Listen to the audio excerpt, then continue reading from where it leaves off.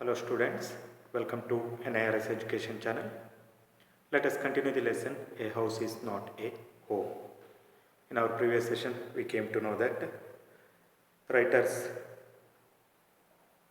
classmates and even teachers also had taken up a collection and bought him school supplies, notebooks and all kinds of different clothes. And they introduced themselves and they invited him to their houses. In this way, he was able to make some friends in his new school. Now, let us continue the lesson. A month later, I was at my house watching them rebuild it. But this time it was different. I wasn't alone. I was with two of my new friends from school. A month later, he was at his house watching them rebuild it. Workers were rebuilding his work. He was watching that. But this time, it was different. I wasn't alone. He wasn't alone. He was with two of his friends from his new school. It took a fire for me to stop focusing on my feeling of insecurity and open up to all the wonderful people around me. Actually, here we can see blessings in disguise. Actually, fire indirectly helped him to stop focusing on his feelings of insecurity. When he joined new school, everything was strange. He was feeling insecure. But after this fire incident, he was able to make some friends. So he stopped focusing on his feelings of insecurity and open up to all wonderful people around him. He opened up to all wonderful people around him. Means he started to make friendship with people around him. Now I was sitting here watching my house being rebuilt when I realized my life was doing the same thing. Now he was sitting there watching his house being rebuilt. And he compared his life to the rebuilding of that house. He realized that his life was doing the same thing. His life is also being rebuilt. Okay, how that house is being rebuilt, in the same way, his life is also being rebuilt. Earlier he lost everything, now he is getting one thing after another thing. While we sat there on the curb planning my new bedroom, I heard someone walk up to me from behind and say, "Does this belong to you?" Yes. While they sat there on the curb. Curb means, you see here, a row of concrete along the edge of a road. Okay. They were sitting on the curb and planning his new bedroom. Then he heard someone walk up to him behind. Someone came behind him and say, "Does this belong to you?"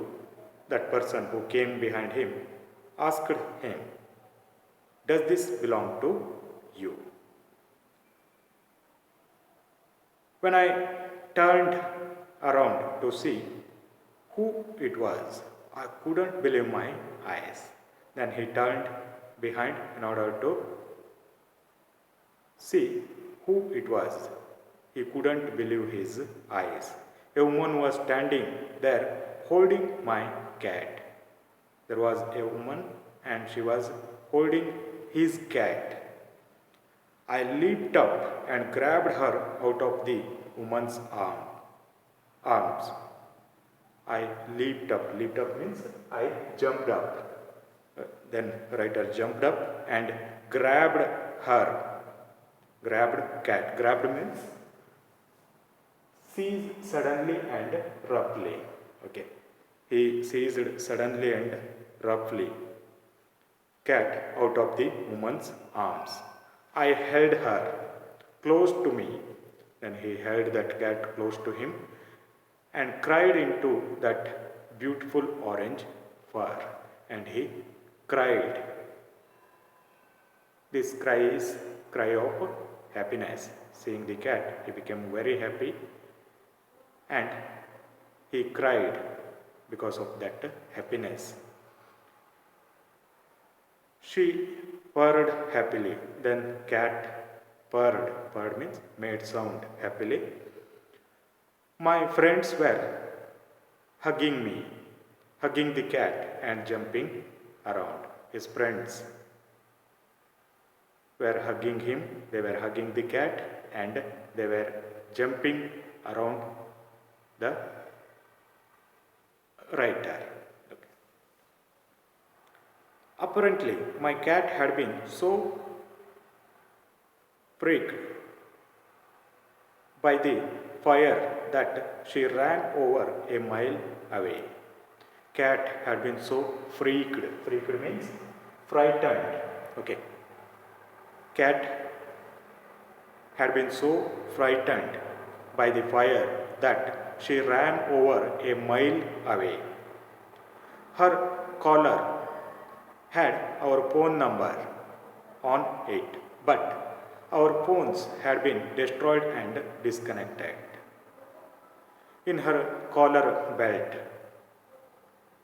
their phone number was there, but their phones had been destroyed and disconnected. This wonderful woman took her in and worked hard to find out whose cat it was. And that good lady, wonderful woman, took that cat in and worked hard to find out whose cat it was. Somehow she knew this cat was loved and sorely missed. She came to know that woman came to know that the cat was loved by somebody, and the person who lost that cat, he or she is sorely missed that cat. Sorely means desperately or intensely missed that cat. She knew that. That's why she was searching the owner of cat. As I sat there with my friends and my cat curled up in my lap, all the overwhelming feelings of loss and tragedy seems to diminish. See, he was sitting with his friends and with his cat curled up in his lap. Curled up means coiled up in his lap. All the overwhelming feelings of loss, tragedy seemed to diminish. Then he thought, all the overwhelming feelings of loss and tragedy seems to end. The loss and tragedy seemed to diminish. Diminish means lessen or end. The tragedy, very sad events of his life ended. I felt gratitude for my life. Okay, he felt grateful for his life, his friends. Okay, my new friends, the kindness of stranger, and love for of my beloved cat. He thanked for everything. He thanked his new friends, the kindness of stranger, and love for of his beloved cat. My cat was back, and so was I. How his cat came back. In the same way, his life came back to the track. Means he recovered. His life came to a particular track. Earlier he lost everything in his life, his friends, his old school, his house, his cat, everything he lost. At the end, he got back all those things, whatever he lost. So, how the cat came back in the same way, his life came back to him. The lost things came back to him. Okay. With this, we have completed this lesson. Let's go for another topic in the next session. Thank you for watching video.